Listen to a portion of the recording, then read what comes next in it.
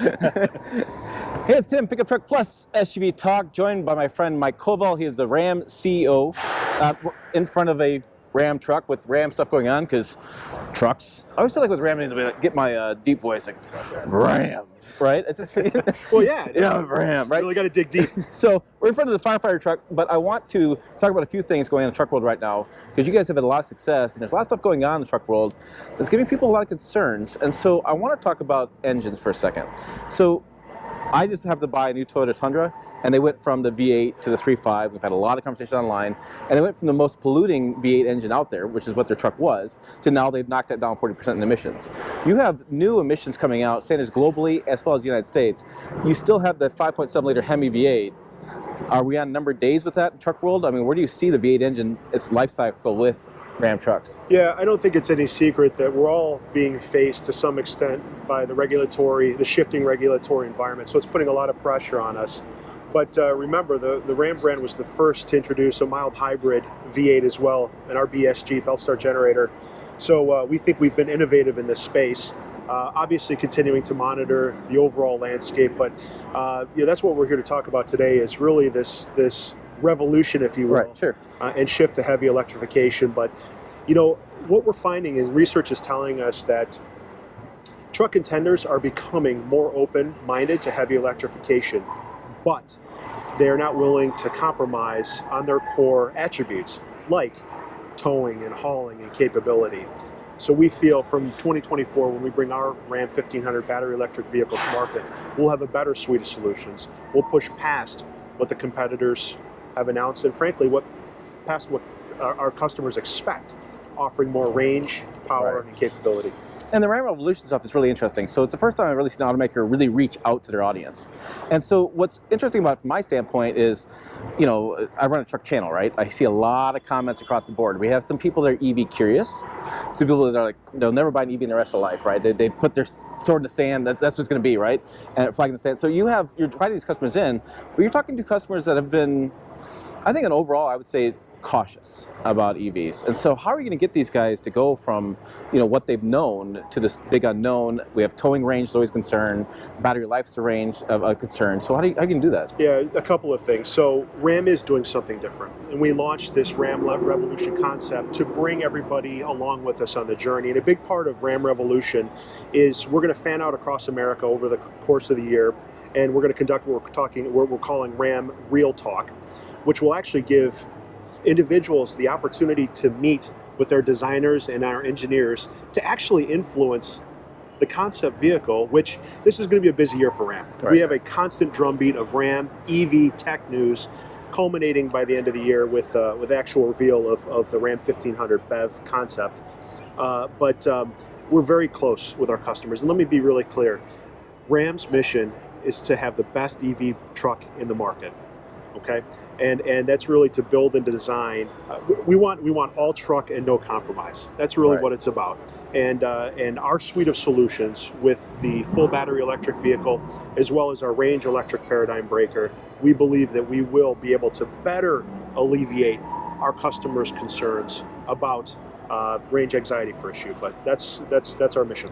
So speaking of how Ram's doing really well in business-wise, so looking at last year's sales results, you were one of the few full-size truck manufacturers that have actually increased in sales, which is pretty strange because last year was shortages, labor shortages, semiconductor shortages, stuff like that. So are you able to leverage like the 1500 Classic still? Mm-hmm. Are you still going to be able to build those to get the volume going? I've always been curious, does Ram Classic use less semiconductors than the normal Ram truck? So are you able to get around the shortages? Different ones as well. And obviously the Ram 1500 Classic, which we still build and we still will build for some time, certainly then you have the all-new, which is what you see here, the Ram 1500, which of course has some different features, some more advanced technology in it. But the two-truck strategy works really well for us, and we'll continue to do that. But back to your point, when I look back at 2021, full year, in the round, it was the best year in the history of the Ram brand. Second in terms of all-time sales volume, but best in terms of market share, best in terms of sales satisfaction scores, best in terms of net promoter scores. It's not so much about bragging, because that's not who we are. It really isn't. Sure. We're a humble brand, but I am so proud of the team. And I give a lot of credit to the supply chain and the purchasing teams for being able to secure I would say, our unfair share, if you will, of the semiconductors. And one way you evaluate that success is looking at the market share, for example. So I think the team collectively did a great job, and we are leveraging global Stellantis, the global heft of Stellantis, Sure. to make sure that we stay on top of that. So very proud of the team. So I got one more question for you. And you love these build-to-serve models, which are fantastic looking. If you have not seen these build-to-serves, you should. It's a great thing you're doing with the military, great thing to firefighters and first responders. But your truck came out in 2019. This generation, and holy cow, it's the first time in my career I've ever seen a truck brand launch something, like show something in January and come on the market in February. I mean, it was like, bam, let's go. In that time period, your competitors, say, you know, like General Motors, have actually started paying attention to interior, which you guys destroyed them in interior, made a bunch of changes. You've been leading that. Now we're 3 years later. So, and you have a bunch of special editions, and you're doing some of the BEV stuff. I mean, the guys are thinking, you know, are they going to get left behind on the 1500? Is there maybe no updates with the BEV thing going forward focused? I mean, there's nothing to worry about. We will continue to. We revolutionized what people thought a pickup truck could be before, and we'll do it again. And the Ram 1500, the all new, is one of the crown jewels of the company. As you point out, when you climb into the cabin, the first thing you notice is how comfortable and how quiet, how spacious it is, the attention to detail. We have back seats that do front seat things. They're heated, they're cooled, they recline. We plan on taking all of that, along with the input that we receive from our fans through the Ram Revolution, and electrify it. Okay. So it will be pure Ram, but no, we're not going to leave anything behind. We'll continue to build upon the success that we've achieved to this point. Yeah, I mean, it's a great truck. It's really blown people away. And I can't say this enough, and you brought up in the presentation, when you guys scored so highly in JD Power, and people make comments below, well, they love or hate JD Power, they bought off, I don't care. But the fact of the matter is, if you guys score that highly, because it's been Achilles' heel reliability over the years with the obviously older Dodge brand, but also the new Ram brand. That was huge. I mean, that was a big statement. We know. To be honest, we know that historically has been one of our trouble points, right? Mm-hmm. And I think you have to acknowledge that and accept that in order to be able to move on. Right. And so with the Ram 1500, the new Ram 1500, what you see is really not a trend. This is not just a single data point.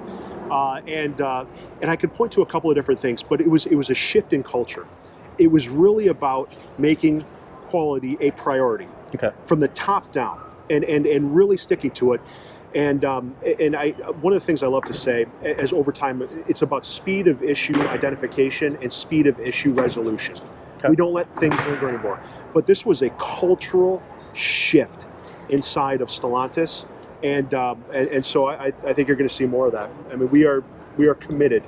So this was a good award for sure, and we'll take and build upon that.